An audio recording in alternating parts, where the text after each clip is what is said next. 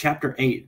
We're going to start off with the bones and their features found in the torso and neck region. So first off, we're going to start with the sternum, and there will be three parts. There'll be the manubrium, which will be on top. The body will be the skinny middle portion, and then there will be a point at the end called the xiphoid process.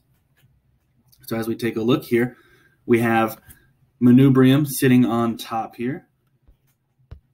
We have the body, which is just going to be the skinny middle portion. And then at the very end, we have this point called the xiphoid process. So there is all three parts of the sternum. Moving on to the rib, we have just a few features we have to figure out on the rib. We have the head, the neck, and the tubercle. And so the head is going to be the part that actually connects to the vertebral column. The neck's just going to connect the head to the rest of the bone, and then the tubercle is going to be the bump.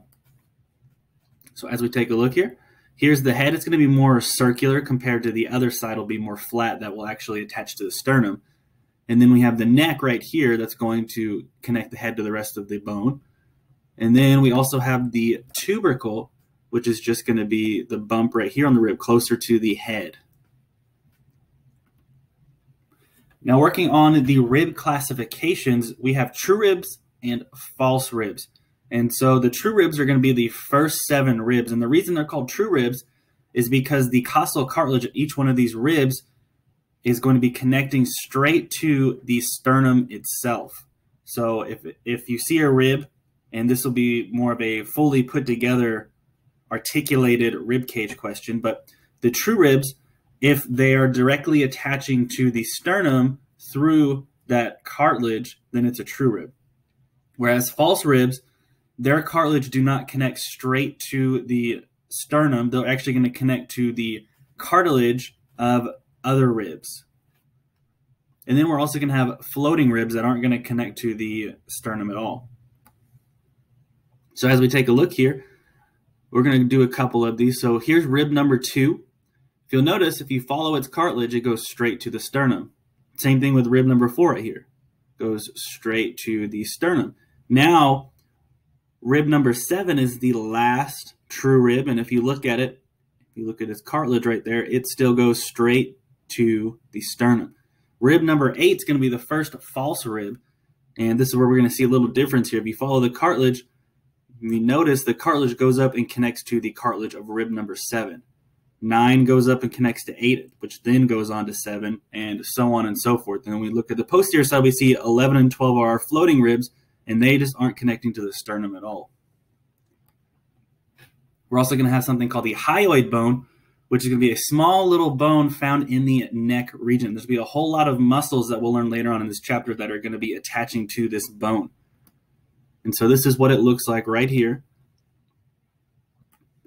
And where you find it, it's kind of covered up by the chin right here, but in this neck, right in the middle of the neck, is where this little bone is going to be sitting.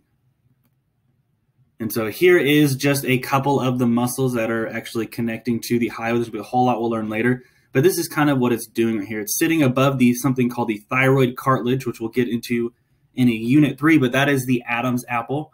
And so it sits above it right here, and all these muscles are going to attach to it in some way.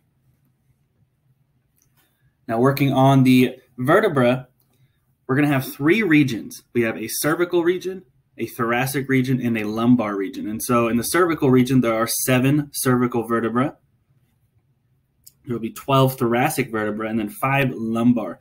And so one way you can think about remembering how many are in each is that it's almost like the times of traditional meals. So usually breakfast is about 7 a.m., depending on what time you get up, right? Lunch, middle of the day, about noon. And then dinner at 5 p.m. And so now we got to start on a whole lot of general vertebral features. So on this page, every single one of these features can be found on every single vertebra. So make sure you try to find all of these on different looking vertebrae.